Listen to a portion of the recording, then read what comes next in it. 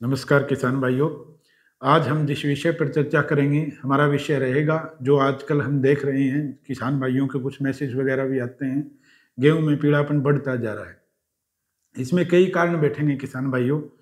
जैसे कि हमने वीडियो पीछे डाले हैं, उसमें हमने बताया था कि पहले पानी के साथ आप क्या क्या खुराक का ध्यान रखें। कुछ कारण प्रकृति के होते हैं जिसके कारण गेहूं में पीलापन अब की बार थोड़ा ज़्यादा देखने को हमें मिल रहा है।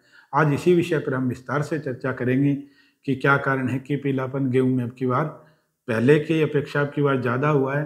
कुछ हर विषय पर, मौसम के हर चीज़ के बारे में हम विस्तार से चर्चा करेंगे। लास्ट तक वीडियो को देखें किसान भाइयों, एक एक जानकारी इंपॉर्टेंट रहेगी। लास्ट का जो अपना पॉइंट है वो बहुत ही इंपॉर्टेंट रहेगा। तो नमस्कार किसान भाइयों एक बार फिर से। और वीडियो को शुरू करने से पहले आपसे मेरी रिक्वेस्ट रहेगी कि अगर नए हमारे साथ आप जुड़े हैं तो चैनल को सब्सक्राइब करें और वीडियो को दूसरे किसान भाइयों तक अवश्य शेयर करें, ताकि ये जो अब इस समय की जो दिसंबर के महीने में जो ये समस्या बढ़ रही है, इसका निदान वीडियो हर किसान भाई तक पहुँचे तो वो ज़्यादा से ज़्यादा इस समस्या का और पीड़ेपन का और कम फुटाव का वो निदान कर सके। तो चलिए किसान भाइयों चर्चा करते हैं अपने वीडियो पर।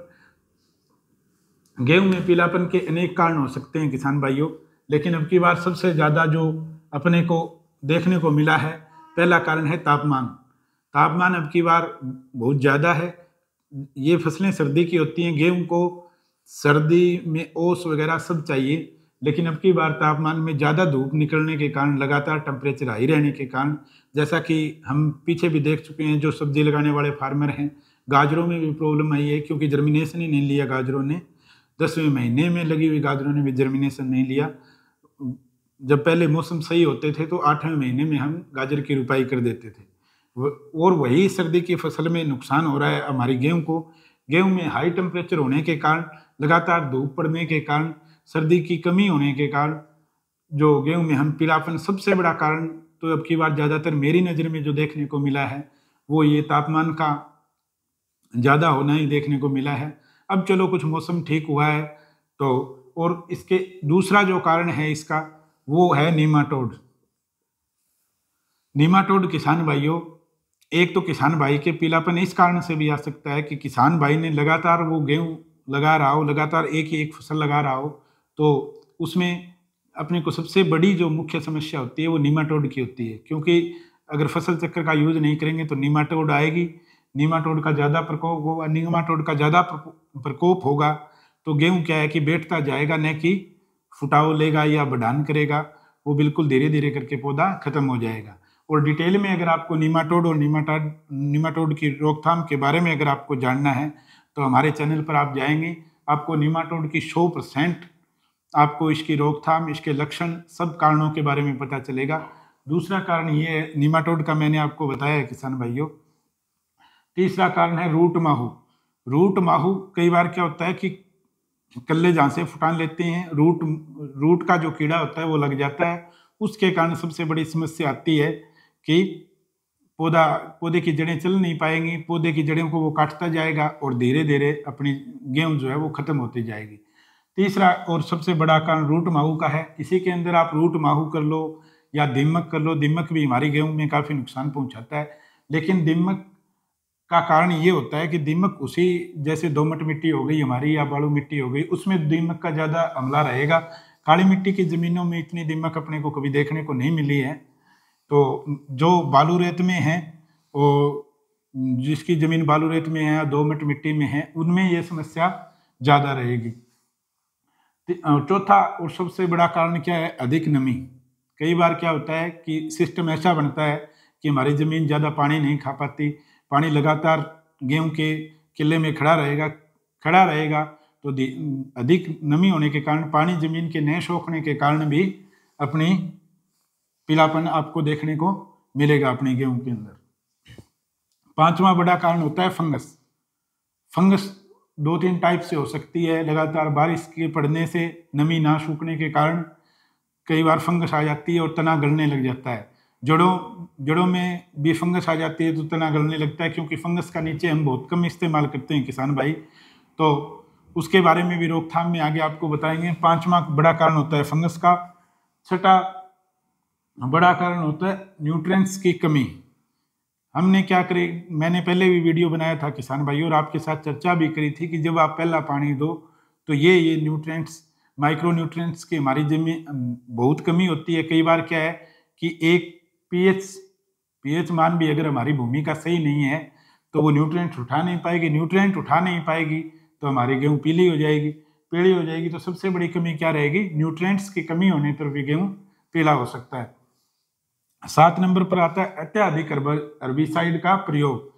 हमें क्या है, कई बार जवी वाली स्प्रे करनी पड़ती है, कई बार बथुए वाली 2,4-D वगैरह हम करते हैं। कई बार क्या होता है कि एक बार में किसान के ढंग से अगर खरपतवार ना जले तो 2 बार भी उसको करनी पड़ती है। 2-3 बार करने से क्या होता है कि अत्यधिक हर्बिसाइड के प्रयोग से भी गेहूँ स्ट्रेस में आ जाती है और उसकी ग्रोथ रुक जाती है। ये तो मैंने किसान भाइयों आपको एक एक कारण के बारे में चर्चा करी है।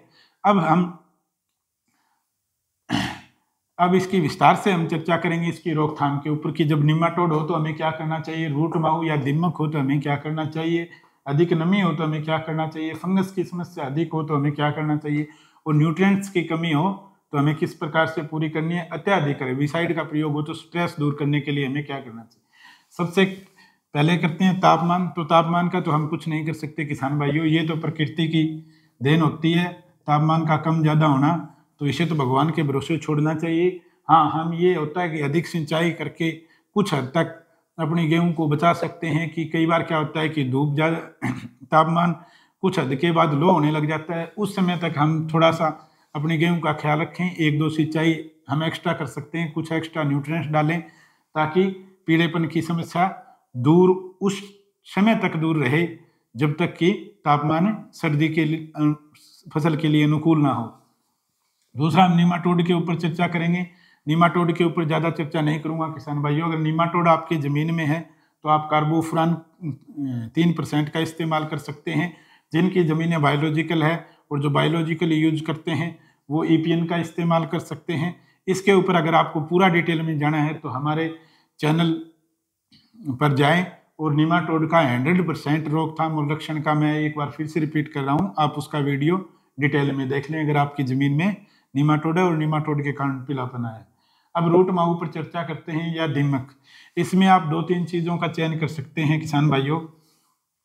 इसमें एक तो कैनफिडोर का आप यूज कर सकते हैं। कैनफिडोर 17.8 2.5 ml पर लीटर वाटर के हिसाब से आप यूज कर सकते हैं इसको। और दीमक के लिए भी ये यूज कर सकते हैं आप। अगर ये भी आपको ना मिले मार्केट में, ऐसी बात नहीं है कि ना मिलेगी, अगर आप ना मिले तो आप इससे भी सस्ता थोड़ा सा कर सकते हैं। आप क्लोरो 20% का भी इस्तेमाल कर सकते हैं। आधा लीटर 500 ml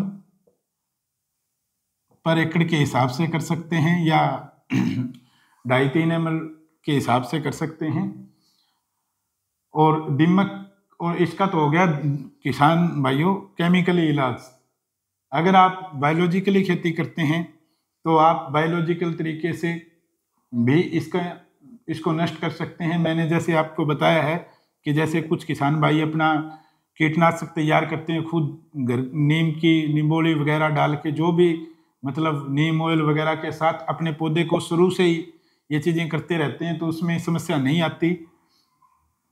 और अब आते हैं अधिक नमी जब हो किसान भाइयों तो हम क्या कर सकते हैं।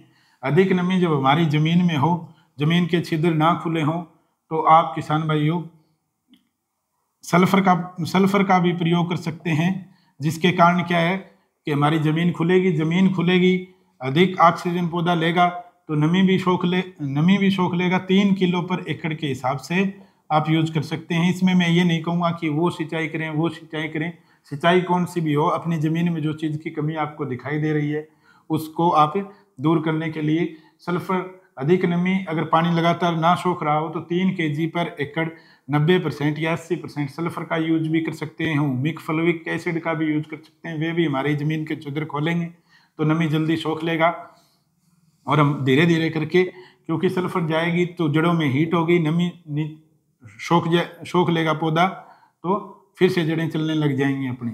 और फंगस के लिए आपको ये लग रहा है कि तना गल रहा है या कोई सिस्टम ऐसा बना हुआ है, आपको ये लग रहा है कि फंगस है जड़ों के अंदर, जैसा कि आप इमेज में भी देखोगे वीडियो की, तो उसमें क्या रहेगा कि जो फंगस अपने नीचे की है उसमें आप 500 ग्राम पर एकड़ के हिसाब से फंगीसाइड का प्रयोग कर सकते हैं।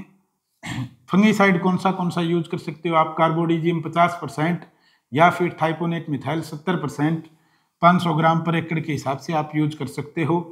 अगर कार्बोडिजियम मैनकोजेब वगैरह आप यूज करो तो उसका डोज 800 ग्राम तक आप 1 एकड़ का डाल सकते हो, लेकिन मैं रिकमेंड करूंगा आपको थाइपोनेट मिथाइल आधा किलो या कार्बोडिजियम 50%। इसके बाद एक और कमी हो जाती है किसान भाइयों, कई बार क्या है कि हमने नीचे पूरी खुराक दे दी फिर भी पौधा चल नहीं रहा, तो उसमें क्या है कि न्यूट्रिएंट्स की कमी है, क्योंकि पूरे पौधे को न्यूट्रिएंट्स नहीं मिल रहे हैं और पीलापन लगातार हमारे गेहूं के अंदर बढ़ता ही जा रहा है।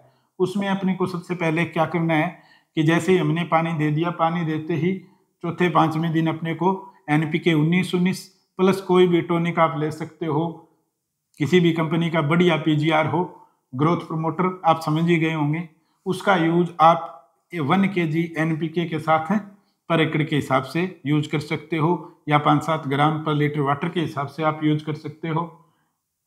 अब बात आती है अपनी अंत में अत्यधिक हर्बिसाइड का प्रयोग। अत्यधिक हर्बिसाइड का अगर अपने प्रयोग हुआ है तो उसमें स्ट्रेस दूर करने के लिए आप किसी भी कंपनी का अच्छा ऐसा PGR जो हर्बिसाइड का, जैसे ट्रेड क्रॉप का आता है इनटेक के नाम से, जो कि पौधे के स्ट्रेस को दूर कर सकते हो। उसमें सबसे बड़ा बेनिफिट ये है इनटेक के अंदर कि आप इसको हर्बिसाइड के साथ भी यूज कर सकते हो, वो आपके पौधे को स्ट्रेस में नहीं आने देगा। लिक्विड सिलिकॉन का इस्तेमाल कर सकते हो आप अपने प्लांट की हर्बिसाइड को स्ट्रेस को दूर करने के लिए। तो किसान भाइयों, ये थी मुख्य जानकारी जिससे हम अपनी गेहूं के पीलापन से छुटकारा पा सकते हैं और अपनी फसल को लगातार कंटिन्यू ग्रोथ देकर और अच्छा फुटान देकर हम पाल रख सकते हैं। थोड़ी समस्या आपकी बार टेम्परेचर की रही है, उससे चलो अब मौसम में कुछ बदलाव हुआ है तो हमें भविष्य में दिक्कत नहीं आएगी। एक एक चीज़ को ध्यान से मैं आशा करता हूँ किसान भाइयों ने सुना है। तो नमस्कार किसान भाइयों, जय हिंद। मिलते हैं नेक्स्ट वीडियो के।